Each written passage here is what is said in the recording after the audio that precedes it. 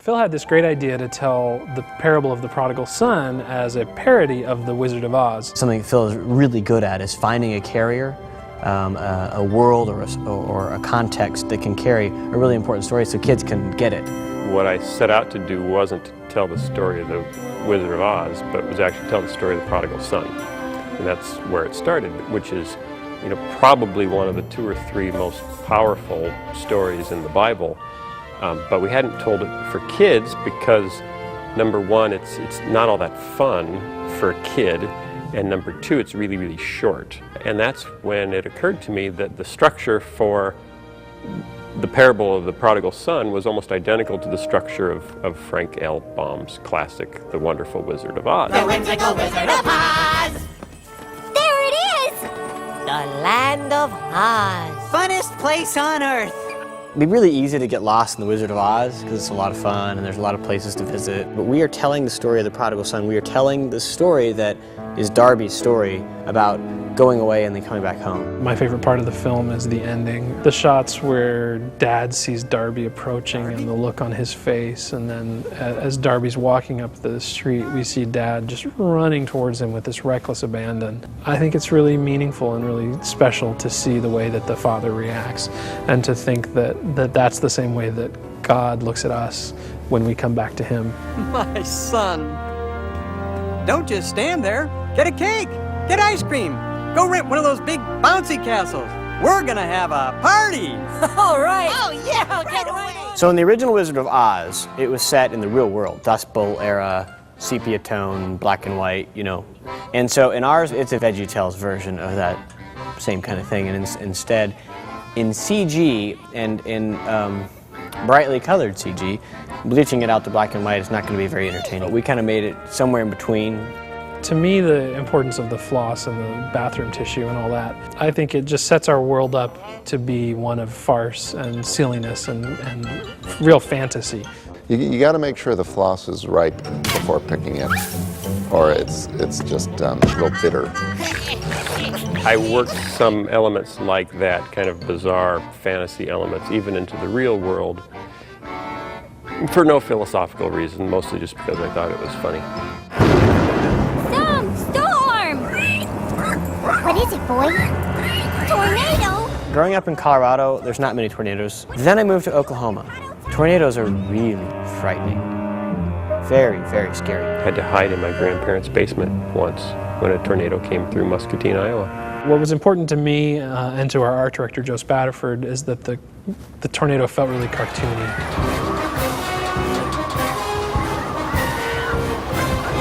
When we've got this twister coming, we needed some intense music, but at the same time, we don't want to get too intense, and we want to keep some of that Hollywood magic to it. So it's got some of the old-fashioned string runs,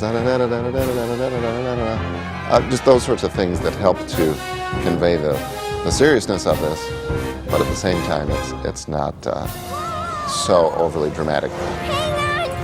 Every song in the show is fantastic.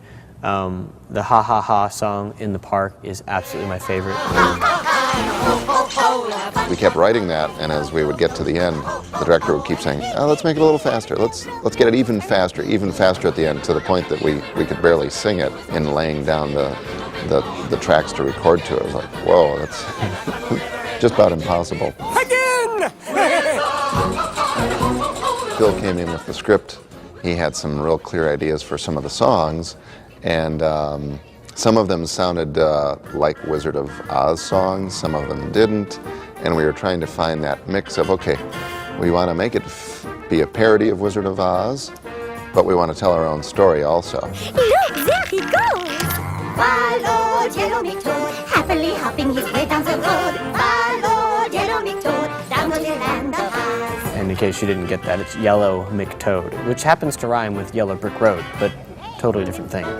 Mike said, well, we can't just follow Yellow Brick Road, we need to do something silly there, and so he kind of figured out what sounded like Yellow Brick Road and ended up with Yellow McToad. And then our concept artist, Chuck Vollmer, got a hold of the character and turned him into the kilt-wearing Scottish old toad that we see today. In the old film, Wizard of Oz, those people went through some terrible times, the makeup they would react to in their face, but Lunt, Larry, and Pa had it pretty easy. Pa Grape had to come in like at 5 o'clock in the afternoon, 2 days before he was supposed to shoot, to get flocked. Lunt actually enjoyed the burlap. He thought it was a good look for him. And what about you, sir? Well, I just want to do whatever I want. It was great for me as a director to get to work with Lisa.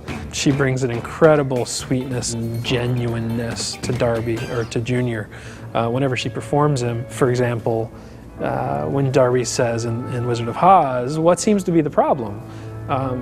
That line could be delivered kind of in a really flat way, but as she was in the booth, it made me think about way back on Are You My Neighbor, when Junior gets to the spaceship and he says, "What seems to be the problem?"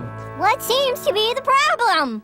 The problem, as you can see... I'm just thrilled with what his character is like. You know, he's got this charm, and he's really, you know, you really root for him. Even all the while he's kind of being a little bit whiny and, you know, kind of going off and really being a kind of the bad character. You know, he's doing some really bad things. And ultimately, you know, what Lisa brought to it is this real charm, you know, that you just go with him. You're like, "Oh, buddy, don't do that," you know. Hurry up, boy. Tarnation, Tutu. You must be the slowest dog in Kansas. Is Tutu a dog or is he a pig? That's one of those big, you know, life questions. Does the dog appear as a pig to us, or does the pig behave as a dog for the people in the story? We're going to let you decide that. Kids, you choose. Pig, dog, it's either way. So during the production of Wizard of Oz, Mike Naraki has been away directing The Pirates That Don't Do Anything, the VeggieTales movie, and yet we found ourselves in need of a silly song. Meanwhile, our producer Chris Wall had been given a children's CD called Slugs and Bugs and Lullabies by a couple of Christian recording artists here in Nashville, Andrew Peterson and Randall Goodgame. I said, "Brian, these guys are really funny. We should think about maybe see if we could call them up and do some silly songs." And so they came in with 2 songs and played one of them, and it was Monkey. I thought the song was really cute, you know, and I was following along. And then there's this turn in the song, because at first you think Bob doesn't get it, and then you realize that Larry's the one that's off. We laughed hard. And we said, that's it, that's the new silly song. Really, it's semi-revolutionary. I think we're putting some new ideas into kids' minds for ways to classify life. If there's a tail, it's a monkey. No tail, ape. It's easy. And that simplifies life so much, and that's what people are looking for today, a simplicity to life that we lost, I think, in the 60s. But now we have it back. Larry, this is a disaster. It's a monkey. We realized that you can't really do a parody of The Wizard of Oz or a tribute to The Wizard of Oz, which is really what I think this show kind of ends up being, without having Over the Rainbow. So the producer of the film calls me up and says, we're going to use Somewhere Over the Rainbow under the closing credits. We felt like, man, it'd be really great to get that song in there. You know, it's a really fun song. I think it'd be funny if we do it just the way it is and just have Mr. Lunt sing it. Because nobody can do Judy Garland like Mr. Lunt. Somewhere over the rainbow, skies are blue. Skies are blue. And the dreams that you dare to dream really do come true. He's right. You know, I think he's got a shot at stardom with that tune. I think it'll become his. If you can get past the cracked notes and the mistakes and the straining. Tell my mom I'll be right here. It'd be easy in this story to get stuck in telling this really important story and lose the fact that we need to be having fun the whole time we're doing it. I think when VeggieTales is at its best, we speak to the whole family, and I believe that this show really does that. And I hope that families are able to use this story as a way to teach a lesson in their own home and have fun along the journey.